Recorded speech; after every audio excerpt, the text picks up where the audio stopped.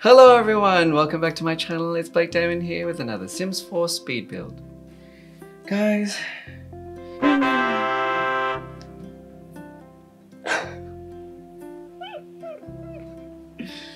anyway, so today we're going to be building at Glimmerbrook, which is the neighborhood that came with the Magical Realm expansion pack. And as per usual, surprise, surprise, I'm building a tiny home. Yay! Yeah, I don't think I've ever not built a tiny home for a long time now. I think this channel is just gonna be building tiny homes, guys, so yeah. If you like tiny homes, please subscribe. This house is technically a micro home, but it's not. It's actually bigger than our micro home. Micro home is only 32 tiles, but this one, as you can probably see, is shaping up to be a lot bigger than 32 tiles. Can you hear my cat in the background? I think he wants to be fed. Just wait. Okay, so I've just fed my cat. Anyway, what was I talking about? So I actually got the idea to build this house when I was trying to figure out how to build a house in my short lifespan legacy challenge, which has ended, by the way, because my sole heir passed away in a tragic hysteria accident. I don't know how it happened, but he died laughing. It was a good death. Moment silence for him. My cat disagrees.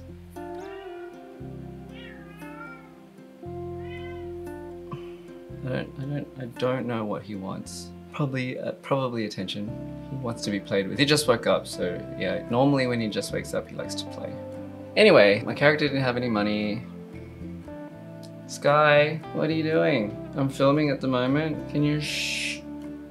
I think he just wants to converse with me. Sometimes when I'm talking, he likes to talk back to me. He doesn't necessarily want anything. He just wants to chat, like he's contributing to the conversation. I don't know. So anyway, my founder didn't have any money. We had to somehow house him. And the only way I could do that was by building him a house made out of roofs. Roofs are free, and that left me with some money to buy a bed. So I was actually surprised that worked. I didn't think it would, but it did. So then I thought, oh, you know what? I should build myself a tiny A-frame house using the same sort of principles with roofs, but not make it really a tiny house, make it like a massive house. You have no idea how many times I almost gave up on this build because it was getting really frustrating. What I had in my head wasn't really coming out in the game. Sims has its limitations and it was making me a little frustrated, actually. I almost gave up a couple of times, but I didn't. I persevered. And now we have this build, which you'll see looks a lot better than I thought it would. Because initially it was gonna be nothing because I was going to just delete it and then start a different build. But I'm glad it came through. Now, because the rooms aren't actually rooms, but they're actually just walls or sections of roofs, when the room gets generated, there's no actual ceiling, which makes it hard to hang lights when there is no ceiling for them to hang onto. I could have just put hovering lights on there, but that doesn't seem right. I used a heap of lamps. So many lamps. I've only used base game and the country kitchen kit. So if you do download this build and you don't have the country kitchen kit, if you don't have that country kitchen kit, you can go ahead and just replace that kitchen with a base game kitchen or whatever kitchen you want, really. That whole area will just disappear, but it's a pretty basic plan. So with the decor of this place, I tried to make it as country-ish as I possibly could. I used a lot of wood tones, very natural tones, brown, green, a lot of yellows, and woods. I tried to stay away from modern looks. I don't think there are very many modern furnishings in the base game, so that helped. I feel like the base game really lends itself to kind of the Willow Creek style, and Willow Creek is not a very modern looking area, which is good. Made my life nice and easy. I can't even imagine trying to do a modern build only using base game. I think that would be really, really difficult. I don't know if that would actually even be possible. I'll have to try that one day. Now I'm moving on to the kids' bedroom. The kids' bedroom was interesting to make. I feel like this house suits having 2 kids. I don't know, I always feel like people who live in like country farms always have like at least 2 kids, if not more. I don't know why, I just have that image in my head. I went with something kind of like gender neutral with the colors for the bed. So I went with like a brown and a green. Now I had fun assuming the personalities of these kids. So I felt like the person in the top bunk really liked music. So I put like all the music posters up on the top bunk. But then bottom bunk, I put all the book reading stuff and the fantasy stuff there because I felt like maybe the one with the green bedspread likes reading books, I don't know. And that's why I kind of left a couple of books by the nightstand there so that he could sort of easily reach them and read them before he goes to bed. The master bedroom was pretty easy to make. Again, I did very neutral colors for this one. As you can see, the bedspread, yellow and green. Very basic. I was kind of running out of wall art at this stage. I felt like I had been using the same wall art over and over again, and I was trying to like be original with the wall art, but yeah, it gets worse because I also have to decorate the walls of the hallway, and I don't know how people played with just base pack for so long. Yeah, I couldn't. There's just not enough stuff. I did make a little wardrobe-ish area for the main bedroom, but I felt like it was too cramped and a bit too dark when I set the time to nighttime. It was really, really dark. I felt like it was pitch black almost in that corner area. So yeah, I replaced the faux clothing area with a lamp. Thinking about it now, I actually could have put a lamp on the top of that shelf. Anyway, it's done now. I might, if I remember, change it up again before I put it in the gallery.